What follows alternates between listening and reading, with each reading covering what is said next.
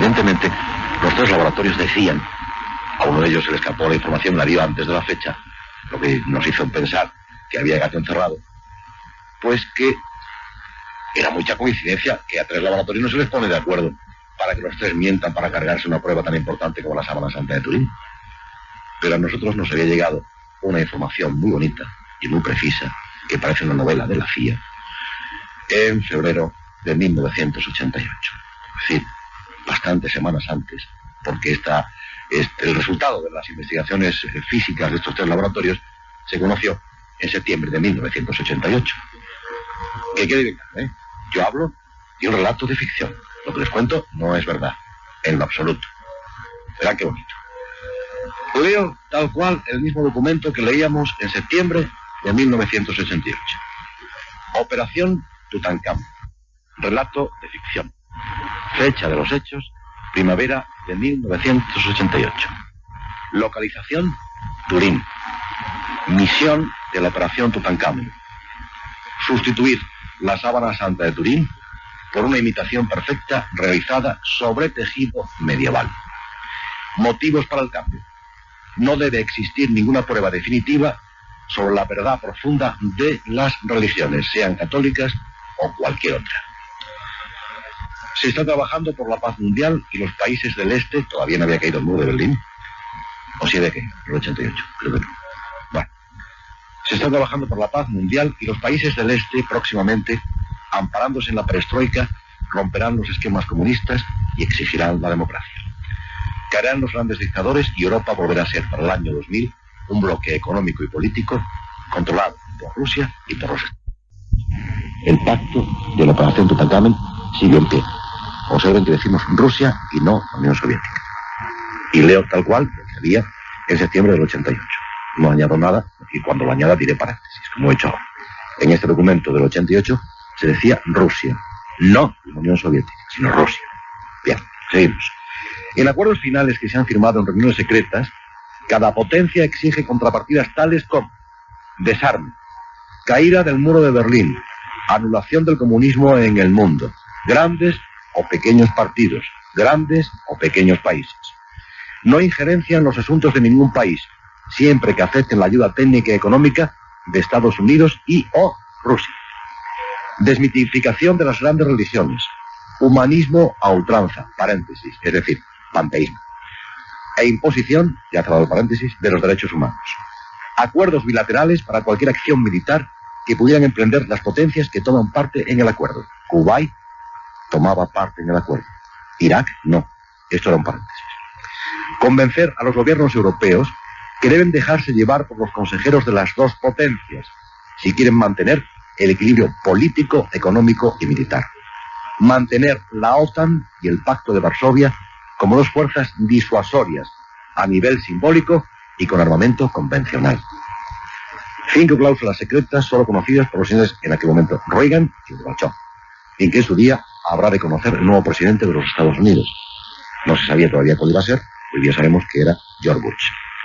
Pero al fin y al cabo, George Bush era vicepresidente con el señor Reagan, por tanto ningún problema. Sigo leyendo el documento.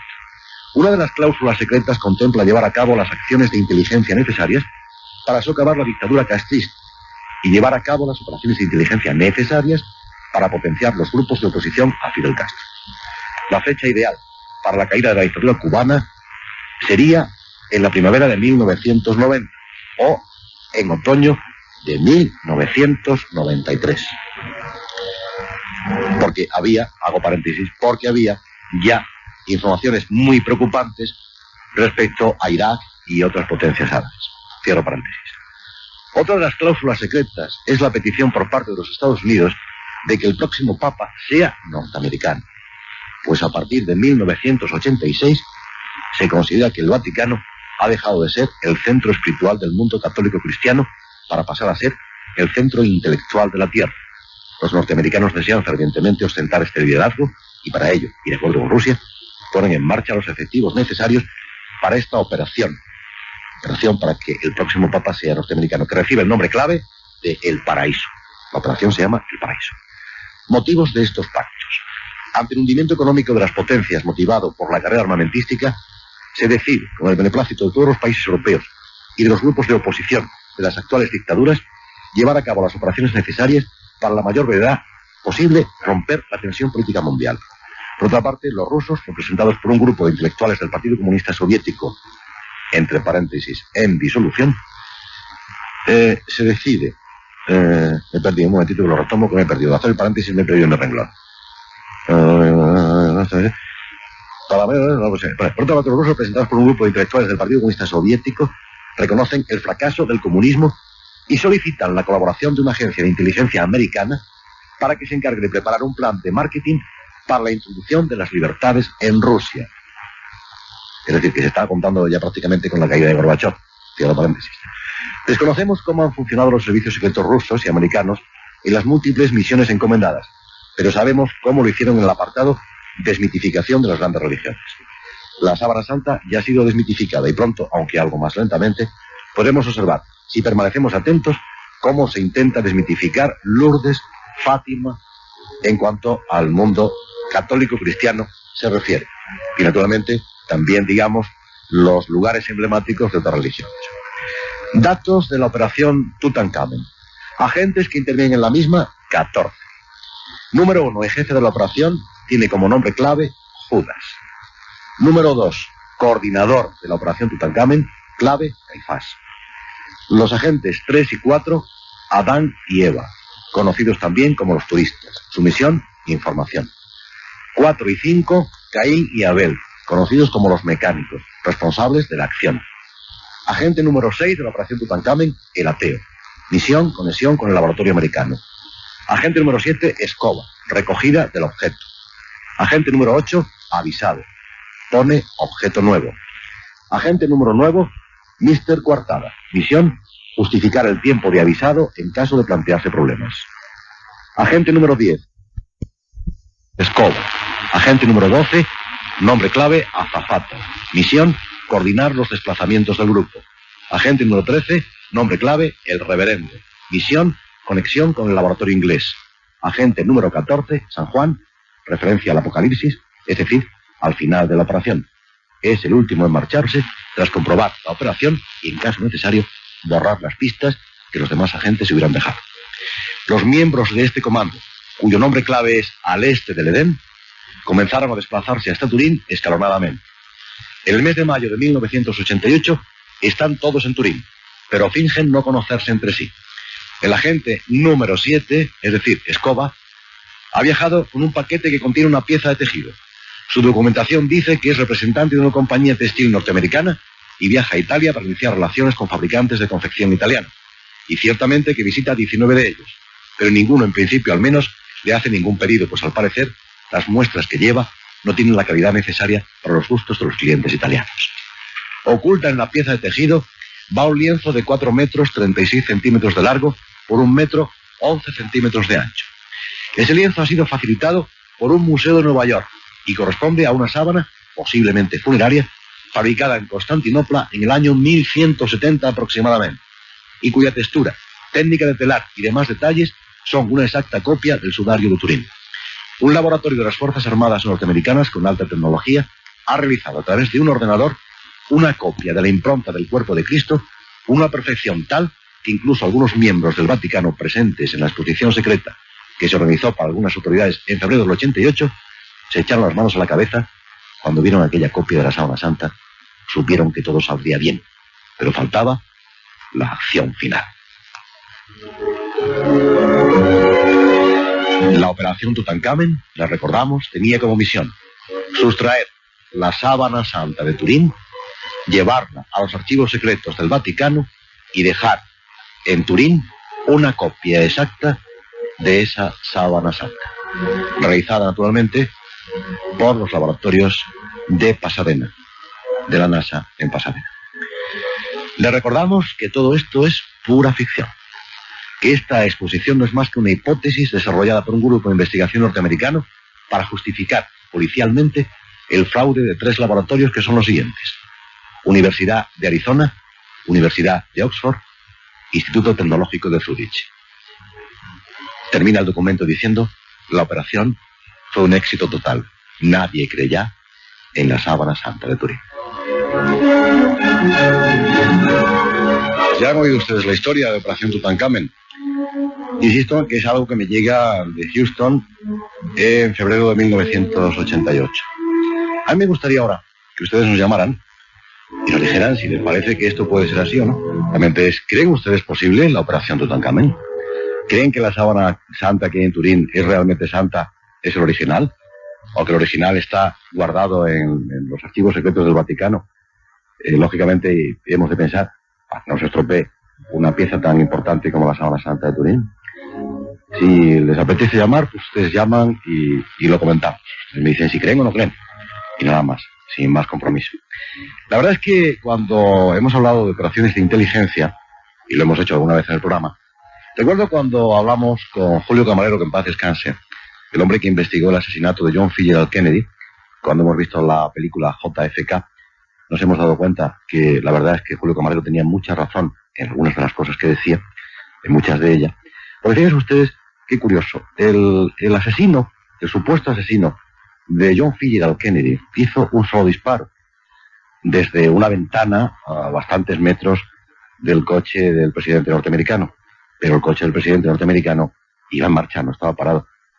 Por muy ventilador que se sea, pues la verdad es que es muy difícil acertar. Entonces se supone que los asesinos de John Fitzgerald Kennedy lo organizaron de tal manera que hubiera otro que disparase desde el set, es decir, prácticamente al lado del coche. Curiosamente, cuando John Fitzgerald Kennedy cae, se ha podido ver perfectamente en la película JFK, pues observamos y vemos las imágenes reales, no solamente la reconstrucción, vemos como el presidente norteamericano cae, intenta echarse la mano a la nuca, pero en ese momento le estalla algo en la garganta. Se dice que el proyectil le atravesó desde la nuca hasta la garganta. Sin embargo, es mucho más plausible, puesto que la dirección de la herida que aparece en la garganta aparece por el lado izquierdo, la bala no va a girar dentro del cráneo de John Fitzgerald Kennedy, por lo que se supone que hubo dos disparos. Uno desde el almacén de libros y otro desde la calle, desde el seto.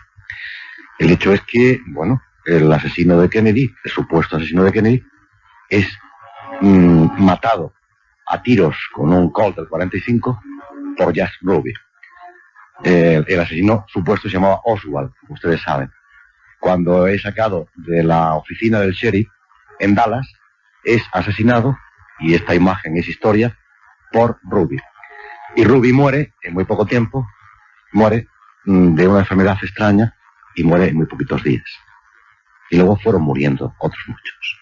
Fueron muriendo a continuación. Si hablamos de un complot, las personas normales, las personas serias, las que no están relacionadas con la porquería humana, nos llaman paranoicos.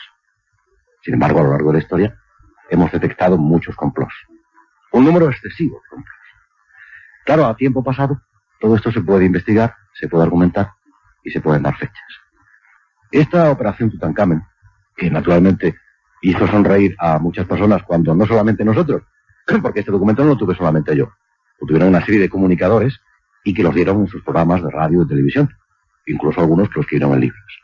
Cuando se escribió esto, cuando yo leí este mismo documento tal cual lo he leído ahora, únicamente sin decir ya cayó el muro de Berlín, ya la Unión Soviética no existe, los pactos se han cumplido, el Tratado de Maastricht nos está hablando efectivamente de una Europa unida, no solamente en lo económico, sino también en lo político y también en lo militar, pero el Pacto de Varsovia continúa todavía, pese a lo que nos digan, porque todas las cabezas nucleares siguen existiendo en la ex Unión Soviética, e incluso hay bastante miedo, porque cada país de los que han ido quedando tienen una serie de cabezas nucleares.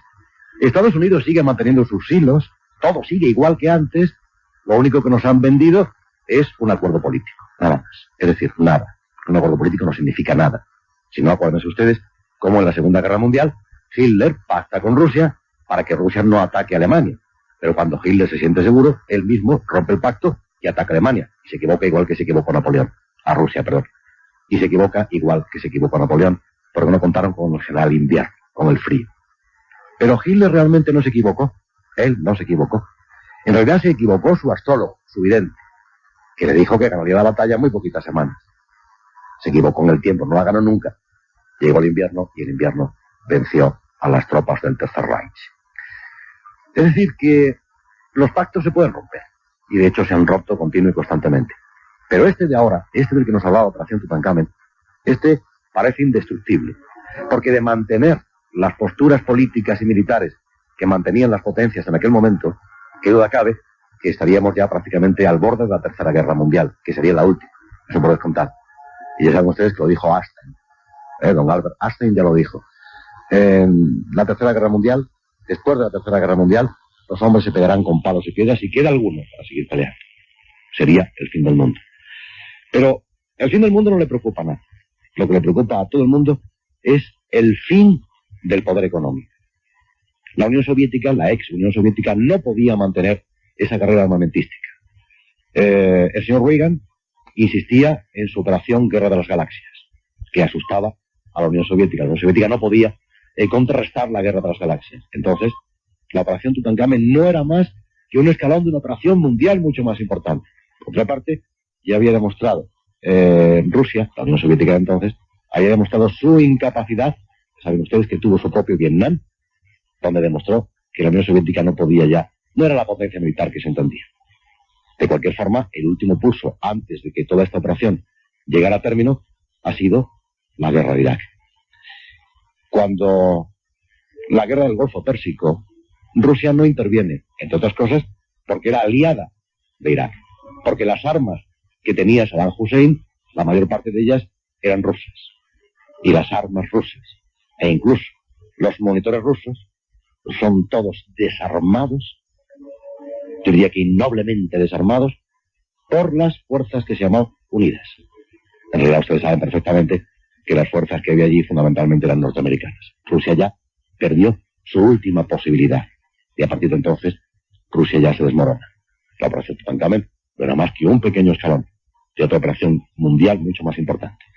Recordarán ustedes que la embajadora norteamericana en Irak, hablando con Saddam Hussein, mucho antes de la guerra del Golfo, Saddam Hussein le dijo a la embajadora norteamericana que Irak algún día, y sería muy próximamente, pediría Kuwait, porque le correspondía, por historia, por geografía, por estrategia política y por muchas más cosas, le correspondía ser o dominar Kuwait. Y la embajadora norteamericana, qué curioso, una gran diplomática, no se entera. Lo entiende como una broma. Ustedes, queridos amigos de Medianoche, que son oyentes muy inteligentes, saben perfectamente que la embajadora norteamericana sí captó perfectamente el mensaje de Saddam Hussein. No contestó, porque su misión era callar, porque lo que interesaba era, en ese momento, que Saddam Hussein rompiera el fuego, invadiera Kuwait, para después ser derrotado por los Estados Unidos y por las fuerzas aliadas, y resolver los problemas del Oriente Próximo, y sobre todo dominar el petróleo para mucho tiempo. Los problemas siguen, porque todavía no se ha puesto en marcha otra parte de la operación, que sería convencer a Israel de que tiene que estarse quieto. Convencer a Israel de que poco a poco tiene que ir devolviendo la Palestina. Mientras no se devuelva la Palestina, la patata sigue caliente. Y hay intifadas y de vez en cuando hay enfrentamientos. Quiero decirles a ustedes que cuando hemos leído libros tan importantes como los protocolos de los sabios de Sion, y dijimos, qué tontería, no olvidemos que el protocolo de los sabios de Sion corresponde a algo de principios del siglo XX, que no es de 1990, no. Los protocolos de los sabios de Sion corresponden, ni más ni menos que a principios del siglo. Y no era más que un complot, seguramente ficticio, como la operación Tutankamen. Sin embargo, quien lea los protocolos de los sabios de Sion se atará a los machos y dirá, caramba, a ver si esto va a ser verdad. Porque tiene toda la pinta, al menos en algunos aspectos. Y es que las gentes que escriben muchas veces conocen la verdad de las cosas. Las gentes que escriben muchas veces tienen que callarse la verdad de las cosas. ¿Por qué? Pues porque no tienen las pruebas suficientes. O porque tienen miedo. La operación Tutankamen, si nosotros la descubrimos en febrero de 1988, pues a lo mejor nos habíamos tomado parte en ella. Y habíamos trasladado de un sitio a otro. ¿Comprenden? Claro. Pero vamos a ver si hay alguien por ahí que nos diga algo. Buenas noches. ¿Usted cree que la operación Tutankamen ha podido ser verdad? Yo totalmente lo creo. A ver, pues, así porque yo se lo cuento, usted se lo cree. Usted ya lo oyó en el 88 cuando yo lo dije. Te conozco personalmente, que fui una vez ahí a un programa piloto, pero hacía mucho tiempo que no te escuchaba. Y no sé por qué hace como 2 semanas empecé a escuchar el programa y... ¿Te has enganchado otra vez? Que yo sí me lo creo, sí. ¿Tú crees que pueden ser posibles estos complots? Vamos, con los ojos cerrados yo creo. A mí me gustaba mucho escribir antes, incluso te mandaba muchas veces cartas, pero vamos, hace como 10 años ya no escribo, no sé por qué. Pues hay que seguir escribiendo y contando cosas, y participando, y sobre todo dando la opinión. Verán ustedes, últimamente, y continúo un poco con lo de la operación Tutankamón, pero ya dejándolo al lado, pero sí me quedo un poco con el tema.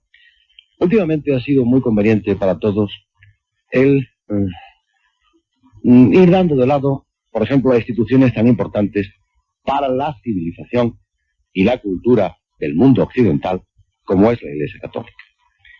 Y ha sido interesante porque estamos hablando de complots. Estamos hablando de complots y sigo hablando de complots. Y sigo hablando en pura ciencia ficción.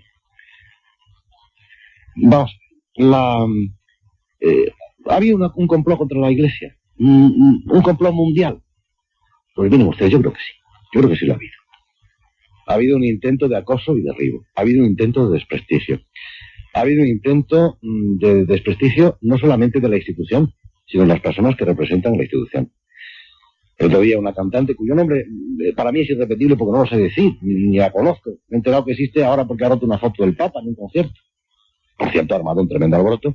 Y que sepan ustedes que hay una emisora norteamericana que después de ver la actuación de esta cantante, que si alguien me dice cómo se llama, no sabe decir que me lo diga, yo no lo sé decir. A ver. ¿Perdón? Ya me lo dicen, maravilloso. Sidney O'Connor, ¿lo digo bien? Bueno, pues Sidney O'Connor en un concierto que he dado, aparece con una foto del Papa y la rompe. ¿Y saben ustedes lo que está haciendo una emisora norteamericana, una emisora de radio? Bueno, pues una emisora de radio norteamericana ofrece $10 a todos los oyentes que le manden un disco de Sidney O'Connor.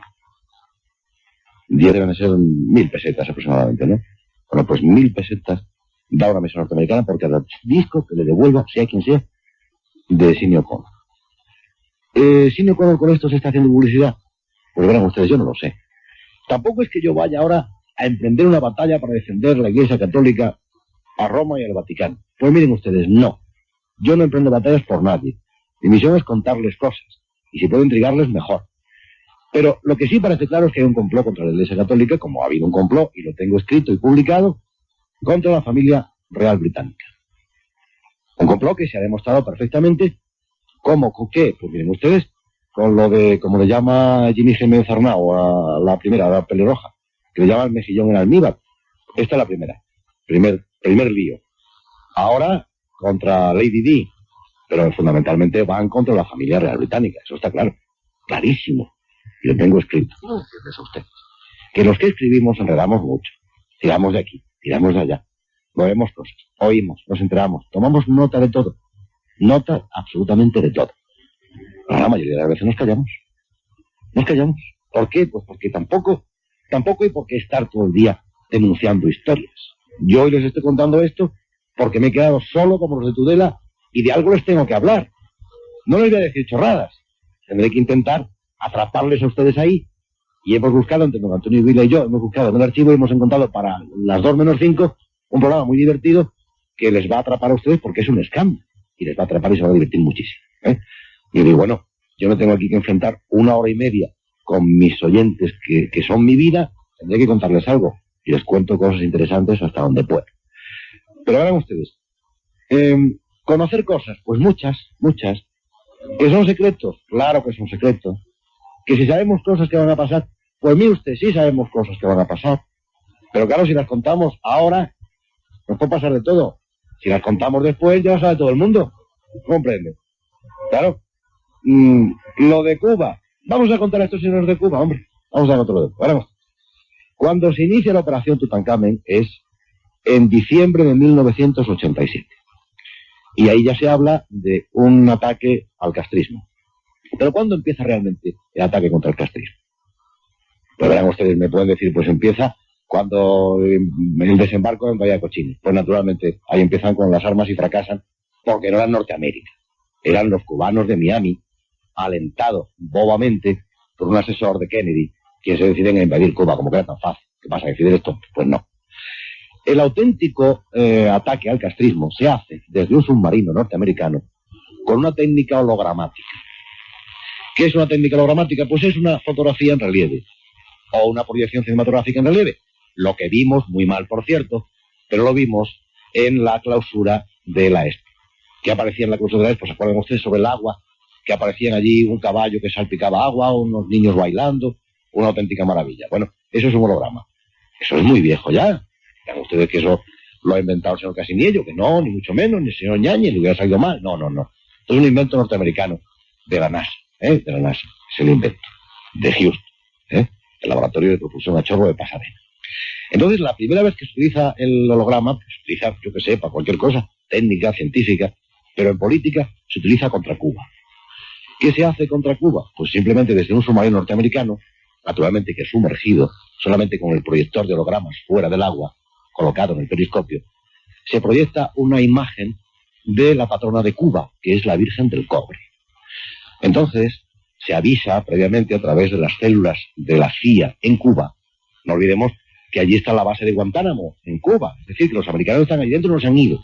Pese a todo. Bien. Pues se filtra en plan espías, se va a aparecer la Virgen, se va a aparecer la Virgen se va a aparecer. Las playas cubanas se llenan, naturalmente, porque todo pueblo oprimido busca salvación y la busca siempre en los cielos. Bien, la gente va de noche a la playa el día en que se dijo que se iba a aparecer Nuestra Señora del Cobre, y oh, sorpresa de sorpresas, Nuestra Señora del Cobre se aparece. Se aparece y mueve sus manos, y le dice a los cubanos que vengan con ella. Claro que no se iban al agua, ya lo hicieron después y se ahogaron.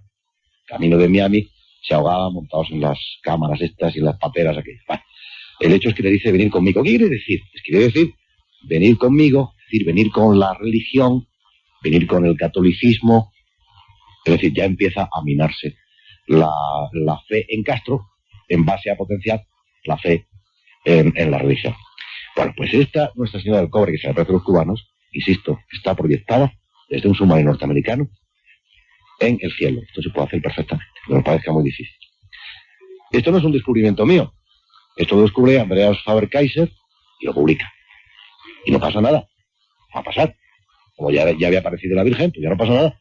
Si lo hubiera publicado antes, si lo hubiera publicado en Cuba, ya me contarán ustedes lo que podía haber pasado. Publica después, cuando lo sabe, cuando ya ha ocurrido. Y eso lo cuento a ustedes ahora, yo lo he contado esto muchas veces ya en la radio.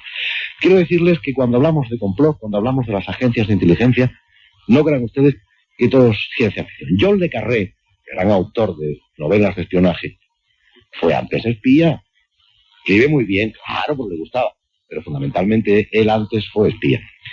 Cuando yo hablo de parapsicología y desmonto las cosas, es porque me gusta analizarlas desde un punto de vista policíaco. No parapsicológico, sino policíaco. A ver, la gran pregunta que hay que hacerse cuando algo ocurre es esta. ¿Quién gana con esto? Yo preguntaba, por ejemplo, Agatha Christie o Poirot o cualquiera de los policías paradigmáticos de las novelas. Pues pregunta siempre, cuando ve el cadáver, cuando ve el crimen, dice, ¿a quién beneficia este crimen? Y es el primer sospechoso. Eso por descontado. Cuando yo me entero de un caso parapsicológico y voy allí o me llega la información, siempre me pregunto, ¿quién gana algo con el Palacio de Linares? El que gana, este es el primer sospechoso. Es decir, que crean ustedes en el complot, porque el complot existe. Y este es uno de los grandes misterios de nuestra sociedad. Lo anterior es el medianoche del 22 de octubre de 1900.